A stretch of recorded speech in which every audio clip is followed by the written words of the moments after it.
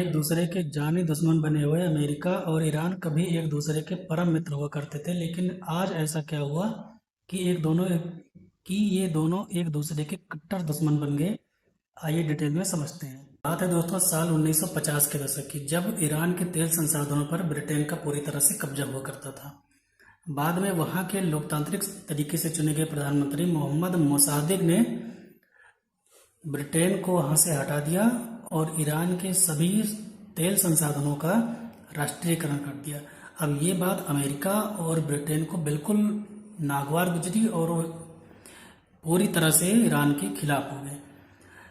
और फिर उन्होंने क्या किया कि 1953 का तख्ता पलट किया और मोहम्मद मोसादेक को हटाकर शाह मोहम्मद रजा पहलवी को वहां का सर्वेसर्वा बना दिया। अब होता क्या है दोस्तों कि शाह मोहम्मद रजा पहलवी ये थे ब्रिटेन और अमेरिका के प्रभाव में। अब ये क्या करते हैं, अगर आपने कभी सुना हो कि एक समय था जब ईरान एकदम आधुनिकीकरण की तरफ बढ़ रहा था, पश्चिमी सभ्यता को अपना रहा था धीरे धीरे, तो ये वही समय था शाह मोहम्मद रजा पहलवी का।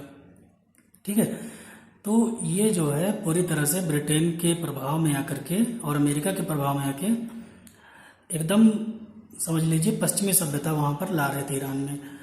लेकिन उसके बाद साल 1979 में होता क्या है कि आयतुल्लाह खुमैनी के नेतृत्व में इस्लामिक क्रांति हो जाती है। अब इस्लामिक क्रांति के फलस्वरूप क्या होता है कि शाह मोहम्मद रजा पहलवी को देश छोड़कर भागना पड़ जाता है और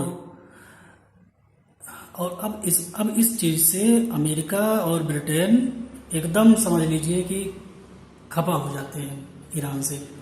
ठीक है, लेकिन सबसे ज्यादा रिश्ते तब खराब होते हैं जब इन्हीं इस्लामिक क्रांतिकारियों ने अमेरिकी दूतावास पर कब्जा कर लिया और वहां करीब 52 लोगों को गिरफ्तार कर लिया और 444 दिनों तक बंधक बनाकर रखा। इस चीज से अमेरिका और ईरान के रिश्ते पूरी तरह से खत्म हो गए।